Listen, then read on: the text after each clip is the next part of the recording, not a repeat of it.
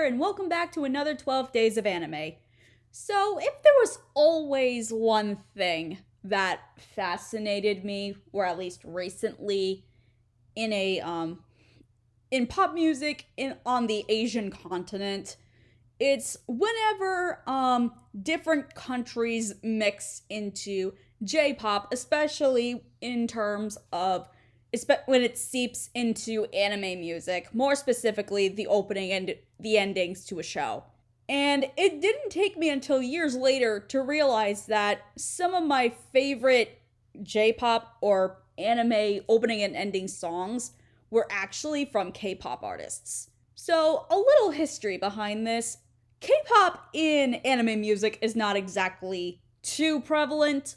Like, when you think about it, there's like very little songs where a K-pop artist will seep into the anime mainstream. Back in the 90s and the 2000s, if you're a K-pop group or an artist who wants to get into the J-pop market, being in an anime opening or anime or ending and singing the lyrics to the song is almost kind of your gateway into the J-pop anime community spectrum. There were a very few artists who have been able to do that.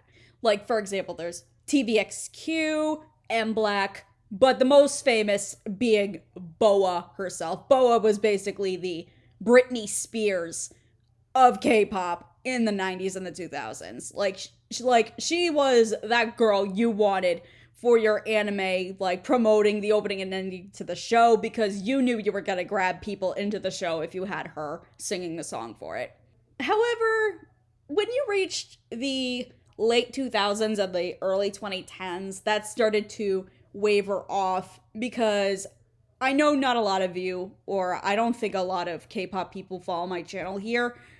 So, you probably wouldn't know that, musically in the pop industry over there was a conflict going on with Japan and South Korea, and they were both kind of mistreating each other's, artists.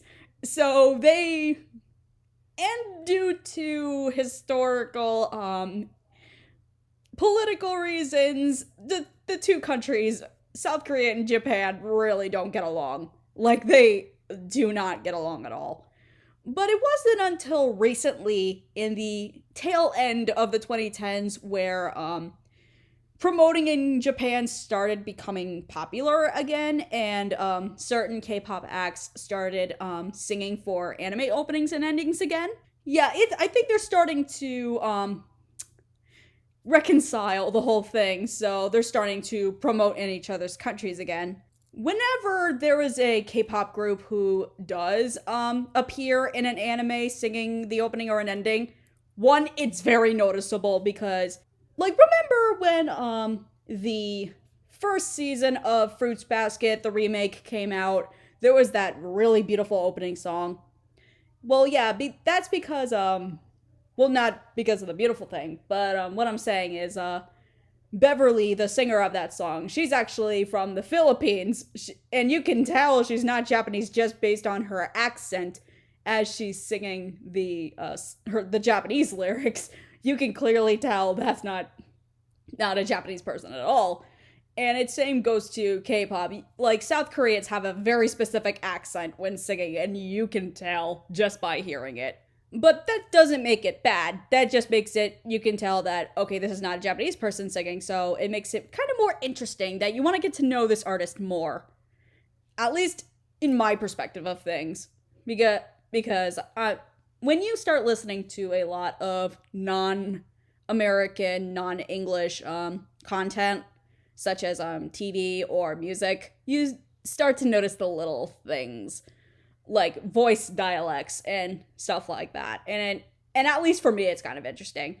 But that's probably a whole different video that I should be going through all this. What I wanted to show you guys is the top 13 of my favorite anime songs done by K-pop artists. And these picks that I showed for you today, some of them might surprise you because some people don't even know that some of these songs are done by non-Japanese artists. And there are especially a few popular choices that I've picked through here. So if you didn't know, you know now. So without further ado, these are my top 13 favorite anime songs done by K-pop artists.